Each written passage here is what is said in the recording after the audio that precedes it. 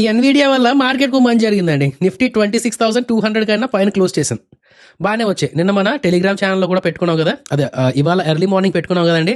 Expect చేసిన దానికన్నా బాగానే వచ్చాయి. సో ఎక్స్పెక్టేషన్స్ని బీట్ చేసింది. And second thing, management taluka future guidance కూడా స్ట్రాంగ్గా ఉన్నదండి. సో ఇప్పటి వరకు ఏంటంటే ఎన్విడియా ఇంకా గ్రో అవ్వదు అని కొంతమంది అంటూ వచ్చారు. అండ్ అలాగే ఏఐ బబుల్ అనేది బర్స్ట్ అవుతుంది అని కొంతమంది అనుకుంటూ వచ్చారు కదా. ఆ వాదనలు తప్పు. ఎన్విడియాలో ఇంకా దమ్ ఉన్నది అని చెప్పింది నిన్నటి తాలూకా రిజల్ట్స్. చూద్దామండి, దాని గురించి మాట్లాడుకుందాం. అండ్ మిగతా స్టాక్స్ గురించి కూడా మాట్లాడుకుందాం. ఇవాళ ఎన్విడియా వల్ల మార్కెట్ బాగుపడిందండి. బట్ మన పోర్ట్ఫోలియోస్లో అంతలాగా బాగా కనిపించలేదు. అవునంటారా కాదంటారా? నిఫ్టీ ఏకంగా 0.5% పెరిగినా సరే నాకు తెలిసి చాలా వరకు పోర్ట్ఫోలియోస్ అక్కడక్కడే లేదంటే నెగిటివ్లోనే కూడా ఉండి ఉంటాయి. మీ పోర్ట్ఫోలియో వల్ల ఎలా పర్ఫామ్ చేసింది ఏంటనేది కింద కామెంట్స్లో పెట్టండి. సరే, చాలా రోజుల నుంచి పెరుగుతున్న పిఎస్యూ బ్యాంక్స్లో కొంచెం ప్రాఫిట్ బుకింగ్ అనేది రావడం జరిగింది. అయితే బ్యాంక్స్ నుంచి బయటకు వచ్చి ఎన్బిఎఫ్సిస్లో వాటిలో కొంచెం ఇన్వెస్ట్ చేసుకున్నట్టున్నారు జనాలు. దాంతోపాటు డిఫెన్స్లో కూడా ఇవాళ కొన్ని మల్టిపుల్ అప్డేట్స్ వల్ల డిఫెన్స్ సెక్టర్ కూడా ఇవాళ కొంచెం పెరగడం జరిగిందండి. సో అసలు చెప్పండి, మీ పోర్ట్ఫోలియో ఇవాళ ఎలా పర్ఫామ్ చేసింది ఏంటి అనేది కింద కామెంట్స్లో పెట్టండి. నెక్స్ట్, నిన్న గ్రో తాలూకా స్టాక్ ప్రైస్ ఒక 10% అలా ఫాలో అయింది. ఇవాళ ఇంకో లోవర్ సర్క్యూట్ కొట్టింది. అండ్ ఇవాళ ఫిజిక్స్ వల్ల కూడా ఫాలో అయిందండి. ఈ ఐపీఓ స్టాక్స్లో ఏం జరుగుతుంది ఇది కూడా మాట్లాడుకుందామండి. అండ్ ఈ వీడియోలో ముఖ్యంగా మీరు చూసుకునేది ఏంటంటే, మన రూపాయి తెలుగు అఫీషియల్ టెలిగ్రామ్ ఛానల్లో ఒక పోస్ట్ పెట్టడం జరిగింది. చూడండి, out of park Pat growth అంటే ఈ Q2 ఆఫ్ FY26లో నార్మల్గా చూసుకుంటే 100% అని అంత గ్రోత్ అనుకుంటాం కదా. But out of the park అనమాట. అంటే చూడండి, శ్రీ పేస్ట్రోనిక్స్ అని చెప్పి 4,267% ప్రాఫిట్లో గ్రోత్ చూపించింది. ఇలాంటి స్టాక్స్ తాలూకు అప్డేట్ అండి ఇవన్నీ. ఓకే కదా, నాకు ఎక్కడో వేరే దగ్గర దొరికింది, సోషల్ మీడియాలో ఎక్కడో దొరికితే దాన్ని కాపీ చేసి ఇక్కడ పేస్ట్ చేయడం జరిగింది. ఇవాళ ఈ అప్డేట్ గురించి కూడా మాట్లాడుకుందాం. ఇలాంటి అప్డేట్ చూసిన తర్వాత ఇన్వెస్టర్స్ ఎలా అనాలిసిస్ చేసుకోవాలి ఏంటనేది మాట్లాడుకుందాం అండి. మంచి ఇంట్రెస్టింగ్గా ఉండబోతుంది వీడియో లాస్ట్ వరకు చూడండి. వెల్కమ్ టు రూపాయి తెలుగు. మీరు ఇంకా మన ఛానల్ని సబ్స్క్రైబ్ చేయనట్లుంటే ప్లీజ్ సబ్స్క్రైబ్ చేసుకొని నోటిఫికేషన్స్ ఆన్లో పెట్టుకోండి. ఆ లైక్ అని షేర్ అని కామెంట్ అనేది చేస్తూ ఉండండి. నెక్స్ట్, మాటికి రిక్వెస్ట్ చేస్తున్నాను ఏమనుకోకండి. ఫైర్స్ తాలూకా రిఫరల్ లింక్ మన ప్రతి వీడియో కింద డిస్క్రిప్షన్ బాక్స్లో ఉన్నది. సో మీరు ఒక మంచి బ్రోకర్ కోసం చూస్తున్నట్టుంటే, ఎలాగో ఐపీఓస్ ఇంకా మంచి ఐపీఓస్ వస్తున్నాయి కదా, డిఫరెంట్ పాన్ నెంబర్స్ కింద, అంటే మీ అండర్లో ఒక అకౌంట్, అలాగే మీ వైఫ్ పేరు మీద ఒక అకౌంట్, మీ ఫాదర్ పేరు మీద, మీ మదర్ పేరు మీద, ఇలా డిఫరెంట్ ప్యాన్స్తో అకౌంట్లు ఓపెన్ చేసుకుని ఒక్కొక్క దాని నుంచి ఒక్కొక్క లాట్ అప్లై చేస్తే ఏదో ఒక దాంట్లో అలాట్ అయ్యే ఛాన్సెస్ ఉంటాయి కదా. ఒప్పుకుంటారా లేదా? లిస్టింగ్ గెయిన్స్ వరకు ఇప్పుడు కొంచెం మార్కెట్ బాగానే ఉన్నది. దాని తర్వాత ఓకే, ప్రాఫిట్ బుకింగ్ జరగడం ఇలాంటివన్నీ జరుగుతున్నాయి. సో లిస్టింగ్ గెయిన్స్ ఎలాగో కొంచెం బాగానే ఉన్న ఈ టైంలో సింగిల్ డే రోజు అంటే మీరు ఇవాళ ఓపెన్ అయితే వెంటనే నాకు తెలిసి ఒక 2-3 అవర్స్లో మీరు అకౌంట్ యూజ్ చేసుకునే విధంగానే ఉంటుంది. సో ఫైర్స్లో అకౌంట్ ఓపెన్ చేసుకొని యూజ్ చేసుకుంటూ ఉండండి. మా ప్రతి వీడియో కింద డిస్క్రిప్షన్ బాక్స్లో ఉన్న ఈ లింక్ ద్వారా ఓపెన్ చేసుకుంటే ఏంటంటే మాకు మీరు సపోర్ట్ చేసిన వాళ్ళు కూడా అవుతారు.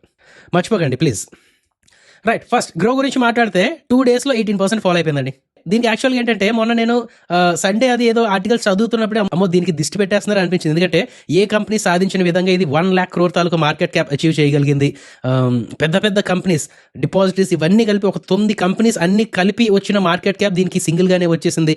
అది ఇదని దిష్టి పెట్టేశారు అనమాట. సరే, ఎనీవేస్ నిన్న ఎందుకు ఫాలో అయింది ఏంటి అనేది మనం మాట్లాడుకున్నాం. షార్ట్ సెల్లింగ్ ఎవరైతే చేశారో ఆ షార్ట్ సెల్లింగ్ చేసిన వాళ్ళ షేర్స్ అన్ని ఆప్షన్లోకి వచ్చేసాయి.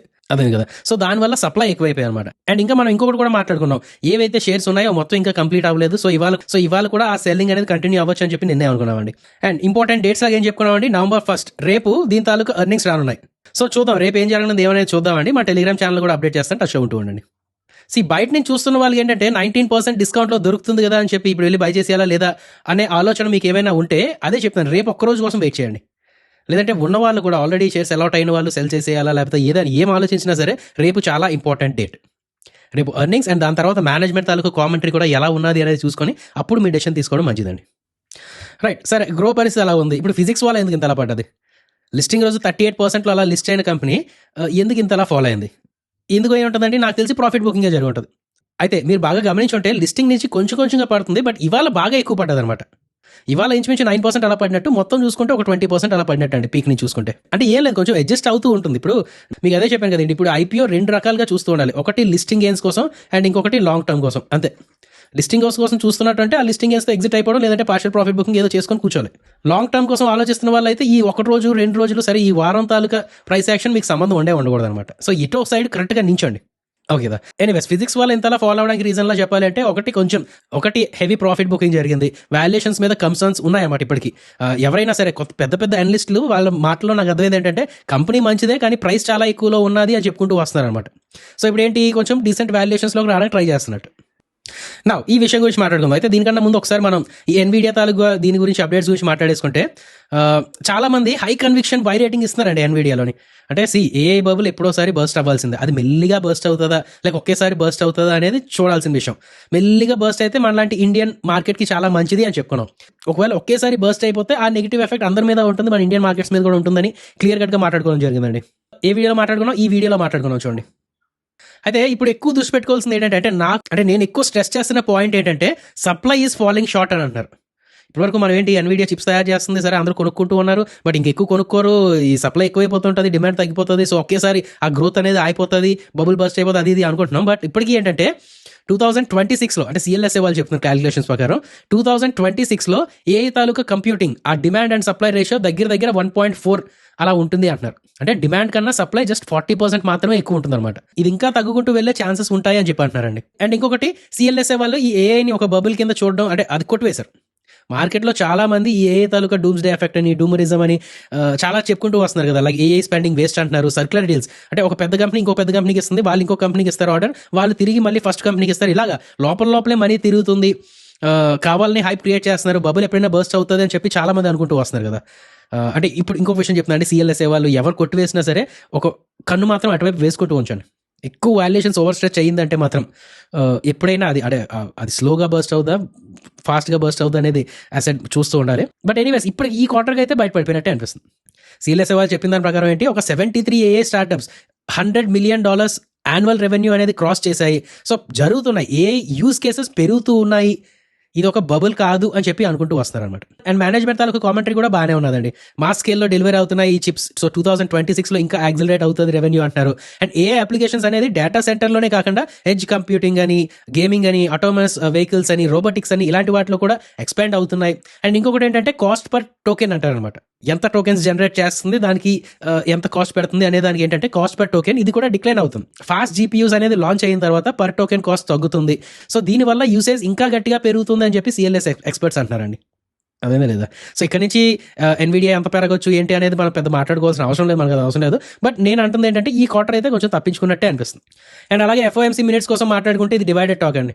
కొంతమంది రేట్ కట్ జరిగిపోవచ్చు అంటున్నారు, కొంతమంది జరగపోవచ్చు అంటున్నారు. సో ఈ విషయం మీద మాత్రం మార్కెట్ కొంచెం వాల్టైల్గా తిరిగే ఛాన్సెస్ ఉన్నాయి. ఈ హ్యాంగ్ ఓవర్ అయిపోయినాయండి, ఈ ఎన్విడియా తాలూకా హ్యాంగ్ ఓవర్ అయిన తర్వాత అప్పుడు దీని తాలూకా స్పెక్యులేషన్స్ అనేది బయటకు వస్తాయి. సరే ఎనీవేస్ నౌ ఈ అప్డేట్ అండి, out of park Pat growth. నేను నిజం చెప్తున్నానండి, ఈ స్టాక్స్ని నేను అనాలిసిస్ చేయలేదు. అండ్ చాలా వరకు అంటే JSS cement, Jindal drilling, okay, Khaitan chemicals, okay, కొన్ని విన్నాను, కానీ ముందు ఈ శ్రీ పెస్ట్రానిక్స్ అని ఇలాంటివి వెళ్ళలేదన్నమాట. సో ఇప్పుడు ఈ అప్డేట్ చూసి ఈ 15 స్టాక్స్లో నేను ఇన్వెస్ట్ అయితే చేయండి, వెంటనే ఇన్వెస్ట్ చేశాను, అదైతే ఉన్నది.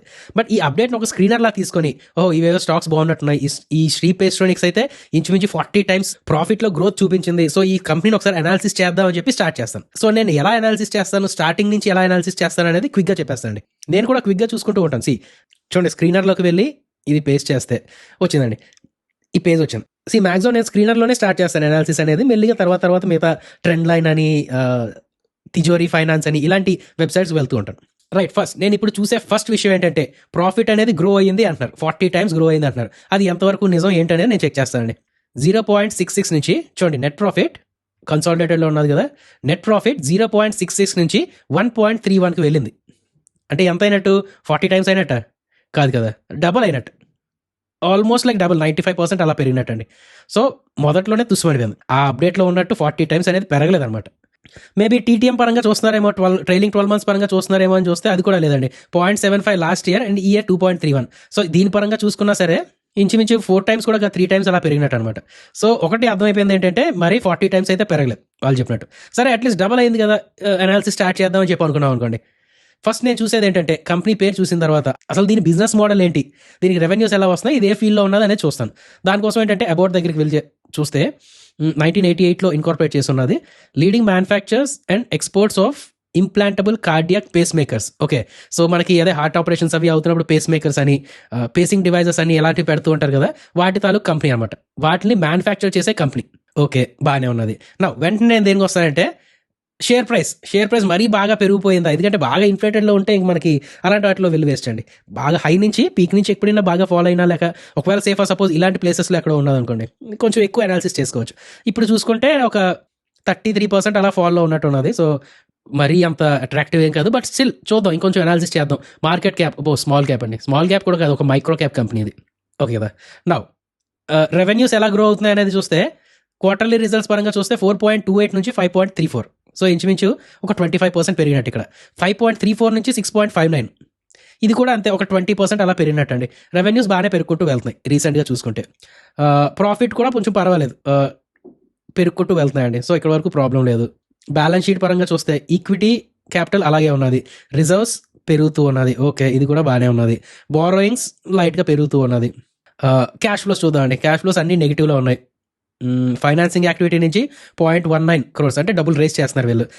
నా మెయిన్ థింగ్ ఇక్కడ అండి, క్యాష్ కన్వర్షన్ సైకిల్, అంటే డబ్బులు ఎక్కువగా వీళ్ళకి హాల్ట్ అయిపోతున్నాయా లేక పెట్టిన డబ్బులు తిరిగి వచ్చేస్తున్నాయా అనేది చూస్తే చాలా బాగా పెరుగుతుంది.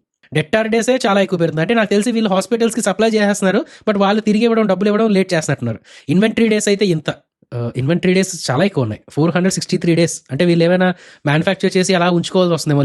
లేదు అంటే మేబీ, అంటే కొన్ని ఎలా ఉంటాయంటే స్టేజెస్ కింద విడదీస్తారు. రా మెటీరియల్ ఉన్న తర్వాత ఏంటంటే ఒక 1 month అలాగే దాన్ని కొంత టెంపరేచర్లో పెట్టుకొని ఉంచాలి, దాని తర్వాత నెక్స్ట్ స్టెప్లోని వెళ్ళిన తర్వాత ఇంకొంచెం ఉంచాలి, అలా అంటే కావాలని లేట్ చేస్తుంటారు మ్యానుఫ్యాక్చరింగ్.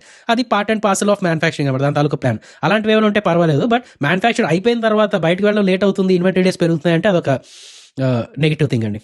షేర్ హోల్డింగ్ పరంగా చూస్తే ప్రమోటర్స్ దగ్గర అంతా అలాగే ఉన్నది, పబ్లిక్ దగ్గర ఎక్కువ ఉన్నది, ఎఫ్ఐఎస్ డిఐఎస్ పెద్ద ఎక్కువ లేదనమాట. ఓకే కదా.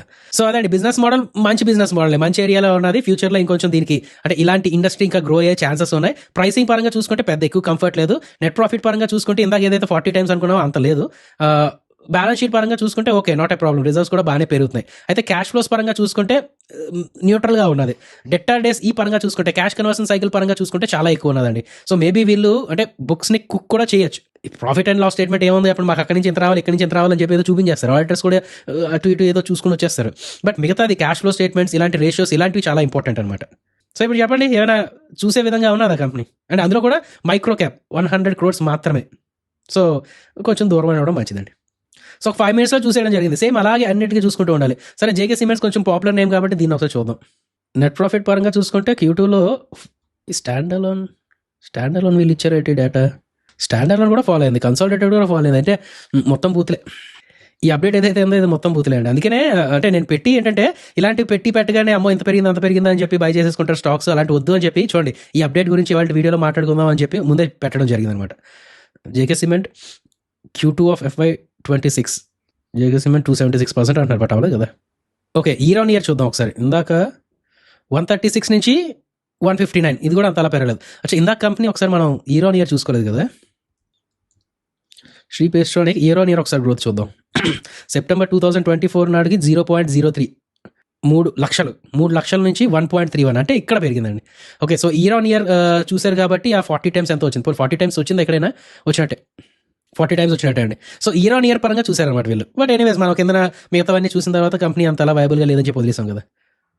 అయితే జేకే సిమెంట్స్ పరంగా చెప్పాలంటే ఇది ఇయర్ ఆన్ ఇయర్ పరంగా చూసినా సరే అంతలా ప్రాఫిట్ గ్రోత్ ఏం లేదు, అవును కదా. 136 నుంచి 159, అంటే 23 అంటే 15% అంతే గ్రోత్ అలా చూసుకున్నా సరే.